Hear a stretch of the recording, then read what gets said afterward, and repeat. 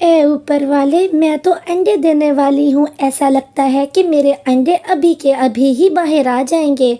अब तो मैं उड़ भी नहीं सकती और इधर से तेज बारिश होने वाली है। पारो चिड़िया जैसे तैसे करके मीनू मौसी के घर आती है। वो मीनू मौसी से आके कहती है, मीनू मौसी, क्या आप फारिग हैं? अगर आप फारिग हैं तो मेरे साथ मेरा घर बनाने में मदद कर दीजिए, या फिर बारिशों के दिनों तक मुझे अपने घर में रहने दीजिए। मेरे अंडे तो अभी के अभी ऐसा लगता है बाहर आ जाएंगे। देख पारो, मैं तुझसे कुछ नहीं छुपाऊंगी। मेरी तबीयत ठीक नहीं रहती और शुरू से अकेले रहने के कारण अब मैं किसी को अपने साथ नहीं रख सकती। ठीक है मीनू मौसी, बारिश आने से पहले पहले मुझे कोई और बंदोबस्त करना होगा। अब मैं चलती हूँ। ये सब कहते हुए पारो चिड़िया वहाँ से चली जाती। बड़ी आई थी मेरे घर में रहने वाली, चल जा यहाँ से। तोते भैया, मेरे घर की हालत अच्छी नहीं है। मैं पेट से होने के कारण उसे ठीक भी नहीं कर पाई और मेरे पास अनाज भी जमा नहीं है। आप कुछ दिन के लिए मुझे अपने पास रख लेंगे? देख पारो बहन, मैं तुझे कुछ अनाज तो दे सकता हूँ, लेकिन तुझे अपने पास नहीं रख सकता। तू तो जानती है तेरी भाभी कितनी लड़चिड़ी है। बस फिर क्या था, पारो चिड़िया बेचारी वहाँ से थोड़ा अनाज लेके वापस अपने घर की तरफ लौट जाती है। उसी रात को उसका अंडा भी बाहर आ जाता है। ए ऊपर वाले, मेरा घर तो इतनी बारिश सहन नहीं कर पाएगा और दूसरा ये कि बाढ़ के पानी में मेरा घर डूब सकता है, क्योंकि ये नीचे की डाली पे है। एक तो घर खस्ता हाल और दूसरा नीचे की डाली बाढ़ का पानी। मुझे अपना अंडा बचाना होगा। मैं कालू भैया के घर अपना अंडा रख के आती हूँ। ऐसा कहते हुए जैसे तैसे पारो उड़ती हुई अपने अंडे को कालू के घर ले जाती है। कालू भैया, मुझ पर ये एहसान कर दीजिए, कुछ दिन के लिए मेरा अंडा आप अपने पास रख लीजिए। मेरा घर बहुत ख़राब है और उसमें पानी भी जमा हो रहा है। आप मेरे अंडे को बचा लीजिए। अरे अरे, तुम इतना रो मत। अच्छा ठीक है, तुम ऐसा करो, इस अंडे को मेरे पास ही रहने दो और तुम जाओ यहाँ से। अब गोरी के उठने का वक्त हो गया है। कालू भैया, आप सोच नहीं सकते कि आपने मेरे ऊपर कितना बड़ा एहसान किया है। अब मैं चलती हूँ। मेरा अंडा आपके हवाले। मैं मरने के बाद भी आपका ये एहसान कभी नहीं भूलूंगी।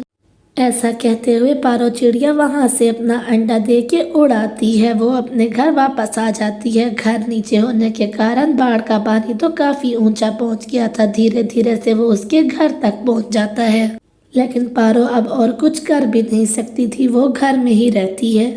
इधर गोरी भी जाग जाती है। तुमने मेरी इजाज़त के बगैर ये अंडा उसे लिया तो लिया ही कैसे? तुम्हें नहीं पता कि मैं चिड़िया को बिल्कुल पसंद नहीं करती? अरे सुनो तो, गुस्सा मत करो। वो बहुत बीमार लग रही थी, उसने अभी तो अंडा दिया है और तुम तो जानती हो कि वो कितनी गरीब और अकेली है। उसका घर भी ठीक नहीं है। मैं कुछ नहीं जानती, ये तो मैं बीमार रहती हूँ, बारिश के पानी में जा नहीं सकती। जैसे ही बारिश रुकेगी मैं ये अंडा लौटा के आऊंगी, उसके मुंह पे मार के आऊंगी।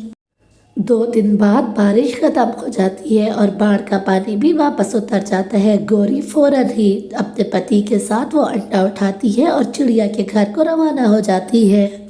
लेकिन कुदरत से कौन जीत सकता है? पारो चिड़िया अपने घोंसले में मर चुकी थी। वो तो अब इस दुनिया में बाकी रही ही नहीं थी। तो प्यारे दोस्तों, पारो चिड़िया तो अब इस दुनिया में नहीं रही। उसके अंडे का क्या होगा? क्या उसके अंडे की जिंदगी बच पाएगी? क्या उसमें से बच्चा निकलेगा या उसे पानी में, दरिया में फेंक दिया जाएगा? हमें कमेंट बॉक्स में ज़रूर बताइए। यार कुकू, आज तो हमने बहुत खेला कूदा। अब हमें काफी टाइम हो गया है खेलते हुए। अब हम ऐसा करते हैं, पानी पी लेते हैं और फिर घर चलते हैं। हम दोनों की मम्माएं हमारी राह देख रही होंगी और तुम्हारी मम्मा तो कुछ ज्यादा ही परेशान हो जाती हैं। गर्मी बहुत ज्यादा थी। गर्मी में पानी की प्यास भी ज्यादा लगती है, इसलिए जग्गू कौवा तो बहुत सारा पानी पी लेता है। फिर क्या था, कुकू और जग्गू कौवा वापस घर को लौट जाते हैं। वो सुबह से ही खेलने के लिए निकले थे और खेलने के लिए नदी के पास से और कोई जगह अच्छी हो ही नहीं सकती थी इन गर्मियों में। मम्मा मम्मा, मेरी प्यारी मम्मा, मेरे पेट में बहुत दर्द हो रहा है। मुझे यूं लग रहा है जैसे मैं तो मरे जा रहा हूँ पेट दर्द से। और मम्मा हमने तो आज कुछ उल्टा सीधा खाया भी नहीं था, बस पके हुए अमरूद खाए थे मैंने और कुकू ने, और फिर नदी से पानी पिया। बस फिर क्या था, सोनी कवि के घर के पास पारो चिड़िया का घर था। सोनी कवि अपनी दोस्त पारो चिड़िया के घर चली जाती है क्योंकि पारो चिड़िया के पास दवा वगैरह रखी हुई होती थी। वो उससे दवा लेने के लिए पारो के घर जाती है। खैर तो है ना सोनी बहन, आप कुछ परेशान लग रही हैं, क्या हुआ है ऐसा आपके साथ, बताइए मुझे। क्या बताऊं पारो बहन, जग्गू जब से खेल कूद के कुकू के साथ से आया है उसको तो इतना ही दर्द हुए जा रहा है पेट में कि वो तो चुप ही नहीं हो रहा, रोए चले जा रहा है। क्या तुम्हारे पास कोई दवा रखी हुई है? मुझे तो बहुत डर लग रहा है कि डॉक्टर टिंकू ने जिस वबाई बीमारी का बताया था कहीं वही बीमारी तो नहीं लग गई मेरे जग्गू को। जंगल के सभी पक्षियों, खास तौर पर बच्चों को तो ये बीमारी लगे चली जा रही है। हाँ सोनी बहन, आप ठीक कहती हैं, पता नहीं क्या हो गया है जंगल के पक्षियों को, सभी बच्चे बीमार हो रहे हैं। चलिए हम डॉक्टर टंकू के पास जाते हैं, आप वहीं से दवा भी ले लेना। फिर वो दोनों वहां से डॉक्टर टंकू के पास जाने के लिए उड़ जाती हैं। अब तो वो सभी पक्षी बहुत परेशान हो गए थे क्योंकि जंगल में बीमारी का राज हो गया था। ये लें 2 चमचे सुबह, 2 चमचे दोपहर को और 2 चमचे शाम को पिला दीजिएगा। जग्गू को भी वही बीमारी हो गई है जो जंगल में वबा की बीमारी आई हुई है। ये सारी बीमारी पक्षियों को बहुत परेशान कर रही है। ये बीमारी बारिश से ही खत्म होगी। जब तक जंगल में बारिश नहीं होती इस बीमारी का राज रहेगा। हाँ, बारिश आने के बाद इस बीमारी का जोर टूट जाएगा। बारिश तो जैसे इस जंगल से रूठ ही गई थी, बारिश होने का तो नाम ही नहीं लेती थी। जंगल में सूखे का मौसम चल रहा था। वो दोनों दवा लेके वहां से उड़ जाती हैं। सोनी तो बहुत परेशान थी कि उसके बेटे को भी वबाई बीमारी लग गई है। घर आके सोनी अपने बेटे जग्गू को दवा दे देती है। दवा पीने के बाद जग्गू पहले से बेहतर महसूस करने लगता है। मम्मा, अब मैं पहले से तो कुछ अच्छा हूँ। यहाँ सभी पक्षी गर्मी से बहुत परेशान थे। साथियों, हम सबको कुछ न कुछ करना होगा। किसी तरीके से हमें बादलों के पास जाके बादलों की मिन्नत करनी होगी कि वो बारिश करें।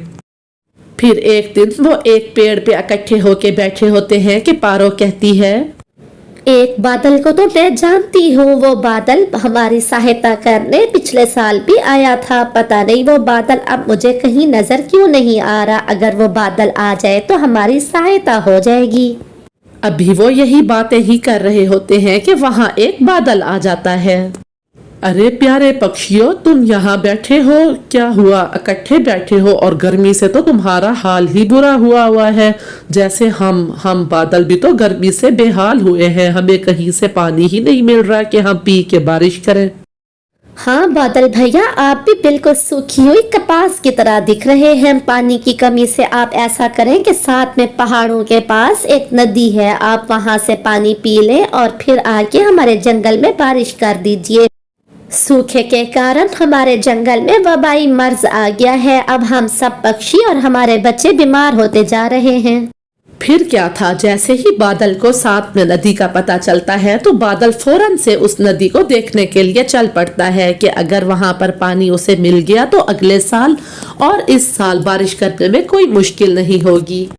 जैसा ही चिड़िया ने कहा था कि पहाड़ों के साथ एक नदी है, उसको वो नदी दिख जाती है। बादल की तो खुशी की कोई हद ही नहीं रहती। अरे वाह, यहाँ तो सच में बहुत अच्छी नदी है। मैं ऐसा करता हूँ, फौरन ही जाके अपने साथियों को बताता हूँ ताकि वो सभी आके यहाँ से पानी पिए और मैं भी पानी पी लूँ, फिर हम बारिश करें। क्या तुम सच कह रहे हो बादल भैया? पानी दिख गया? अगर पानी दिख गया है तो दोस्तों देर कैसी, जल्दी से हम जाते हैं और पानी पीते हैं। इस बार तो खूब पानी पिएंगे और फिर अच्छी तरह से बारिश करेंगे। पानी की कमी से तो हमारा कोई हाल ही नहीं, हम खुद भी सूख गए हैं और जंगल भी सूख गया है। चलो देर न करो। बस फिर बादल जाते हैं और वहां से खूब पेट भर के पानी पी के आते हैं और फिर आके खुशी खुशी जंगल की तरफ रुख कर लेते हैं। जैसा कि भाइयों, हमने पेट भर के पानी पी लिया और अब हम जंगल भर के बारिश करेंगे। चलो शुरू हो जाओ। फिर वो सारे बारिश करना शुरू कर देते हैं। बारिश तो बहुत तेज थी।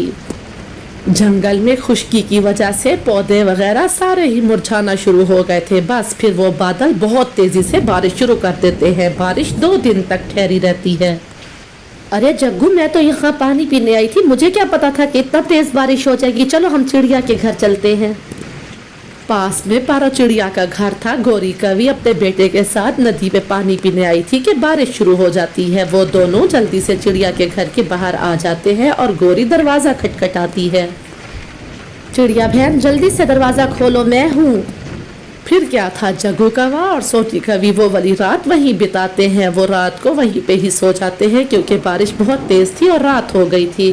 बारिश तो अगली सुबह तक भी जारी रहती है। सभी पक्षी बहुत खुश भी थे, लेकिन अब उन्हें थोड़ा सा चिंता भी होने लगी थी क्योंकि बारिश ज्यादा होने के कारण जंगल में बाढ़ आने का भी खतरा था। जिन पक्षियों के घोंसले पक्के ना थे उनके तो घोंसले भी गिर गए थे, और जिनके घोंसले पक्के थे लेकिन ऊंचे के पेड़ों पे ना थे तो उनके घोंसले अब बाढ़ में डूब जाने का खतरा था। बस देखते ही देखते जंगल में बाढ़ आना शुरू हो जाती है क्योंकि 2 दिन से बारिश तो रुकने का नाम ही नहीं ले रही थी। अब इस तरह से तो पक्षियों की परेशानी और भी ज्यादा बढ़ गई थी। मौसम तो अच्छा हुआ ही था लेकिन पानी तो ऊपर चढ़े जा रहा था। यहाँ तक के पानी पक्षियों के घोंसलों तक पहुँच जाता है। अब क्या था, पक्षी बेचारे परेशान हो के वहाँ से उड़ जाते हैं। वो उड़ते हुए सबसे ऊंचे पेड़ पे आके बैठ जाते हैं।